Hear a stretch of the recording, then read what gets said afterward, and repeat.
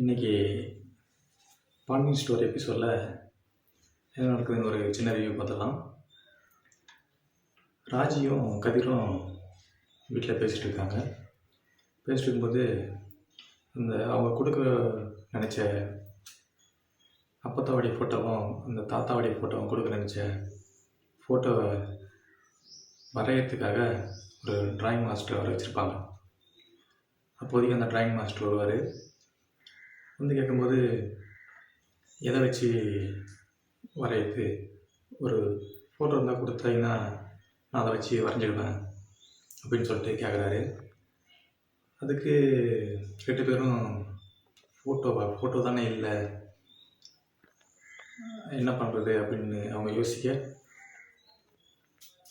உடனே சரி நீங்கள் ஒரு கற்பனையாக யார் மாதிரி இருப்பாங்கன்னு சொல்லுங்கள், அதை வச்சு நான் வரைஞ்சி காமிக்கிறேன் அப்படின்ட்டு கேட்பார்.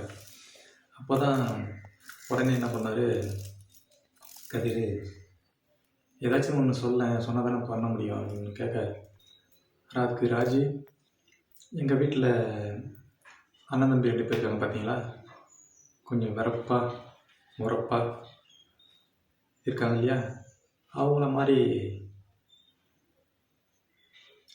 சின்னவர் மாதிரி கொஞ்சமும் பெரியவர் மாதிரி கொஞ்சமும் கலந்த மாதிரி இருப்பார் அப்படின்ட்டு சொல்லுவாங்க. அப்போது அவங்க ஃபோட்டோவாவது காமிங்க அப்படின்னு கேட்க, அப்போ தான் எடுத்து அவங்க ஃபோட்டோவை காமிக்கும் ராஜி. அதை வச்சு ட்ராயிங் மாஸ்டரு வரைய ஆரம்பிச்சிடுவார். வரைஞ்சி காமிச்சோடனே அப்படியே எங்கள் தாத்தா மாதிரி இருக்காருன்னு சொல்லிட்டு ரொம்பவே இம்ப்ரெஸ் ஆவாங்க ராஜி. அப்புறம் சரி ஃபோட்டோவை கொடு அப்படின்னு சொல்லிட்டு கதிர் எடுத்துகிட்டு போவார். ஏதோ ஒரு பிளான் பண்ணுறான், நம்மக்கிட்ட சொல்லாமலே அப்படின்ட்டு ராஜி அப்படியே புலம்பிக்கினே இருக்கும். அப்படி இருக்கும்போது உடனே அப்பத்தா வீட்டு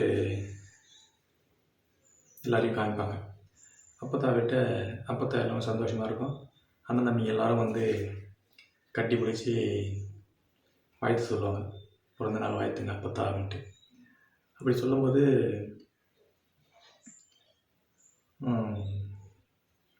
சக்திவேல்ன்றவர் மட்டும் வந்து சொல்ல மாட்டார். ஏன்னா அவர் தான் கொஞ்சம் முறப்பாக இருக்கார் இல்லையா, அவர் வந்து சொல்ல மாட்டார். அவர் சொல்லாததுனால எல்லாருக்கும் ஒரு அப்செட் ஆகிடும். நீ இதுபோல் வாழ்த்து சொல்ல மாட்டேற அப்படின்னா என்ன தான் நினச்சிட்டு இருக்காரு. அதுக்கு அவர், உனக்கு நான் முக்கியம் இல்லை, உன் பொண்ணு தானே முக்கியம் அப்படின்ட்டு அவர் ஒரு மாதிரி வெறுப்பாக சொல்லுவார். அப்புறம் இவன் ஏதாச்சும் பிரச்சனை பண்ணுவான், எனக்கு பயமாக இருக்குது அப்படின்ட்டு அப்பத்தா புலம்ப, உடனே அப்பத்தா வந்து எனக்கு சத்தியம் பண்ணி கொடு, நீ அந்த பிறந்தநாள் விழாவில் எந்த ஒரு பிரச்சனையும் பண்ண மாட்டேன் அப்படின்னு கேட்பாங்க. சத்தியம் பண்ண சொன்னேன், அதெல்லாம் நான் பண்ண மாட்டேன், நான் ஏன் பண்ணணும், அந்த சத்தியெல்லாம் நான் எதுவும் பண்ண மாட்டேன் அப்படின்ட்டு அவர் சொல்ல, உடனே அவருடைய அண்ணன் வந்து கையை பிடிச்சி சத்தியம் வச்சுடுவார். அப்படி வச்சுட்டு பிறகு அப்போ தான் கொஞ்சம் ரிலாக்ஸ் ஆவாங்க. அப்போ நீ வந்து சத்தியம் பண்ணிட்ட, எந்த ஒரு பிரச்சனையும் பண்ணக்கூடாது, அப்படி மீறி பண்ண அப்புறம் என்ன பண்ணணும்னு தெரியாது அப்படின்ற மாதிரி பேசி எல்லாம் ஃபைனல் பண்ணிடுவாங்க. அவங்க விசேஷத்துக்கு கிளம்ப ஆரம்பிச்சிடுவாங்க. அப்படியே பாண்டியன் வீட்டை காமிப்பாங்க. பாண்டியன் வீட்டை காமிக்கும் போது அவங்க எல்லாரும் கிளம்புவாங்க. அவர் எல்லாம் கிளம்பும்போது பாண்டியன் போயிட்டு கோமதி கேட்கும், ஏங்க மாவுக்கு ஏதாச்சும் செஞ்சாகணுமே அப்படின்ட்டு. அதுதான் நீ வளையல் வாங்கி வச்சுருக்கிய அப்படின்னு அவர் சொல்ல, இல்லைங்க அதை விட வேறு ஏதாச்சும் செய்யணும் அப்படின்ட்டு கேட்பாங்க. வேறு என்ன செய்வேன் அப்படின்ட்டு அவர் கேட்க, போயிட்டு உடனே கோமதி ஒரு புடவை எடுத்து காமிக்கும்.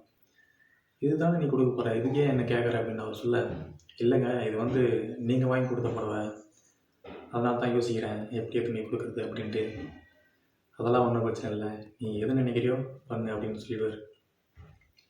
உடனே எல்லாருக்கும் பிள்ளைங்கள வர வச்சு எல்லோரும் கிளம்புங்க, அங்கே வந்து யாரும் எந்த பிரச்சனையும் பண்ணிடக்கூடாது. அப்படி பண்ணீங்க அப்படின்னா நான் எப்படி எனக்கு கோவம் வரும்னு எனக்கு தெரியாது. அவங்க என்ன பேசினாலும் நீங்கள் யாரும் வாயை தரக்கூடாது.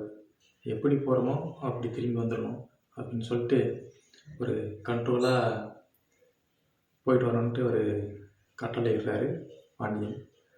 அப்படியா சொல்லி எல்லோரும் கிளம்பி ஃபங்க்ஷனுக்கு கிளம்புறாங்க.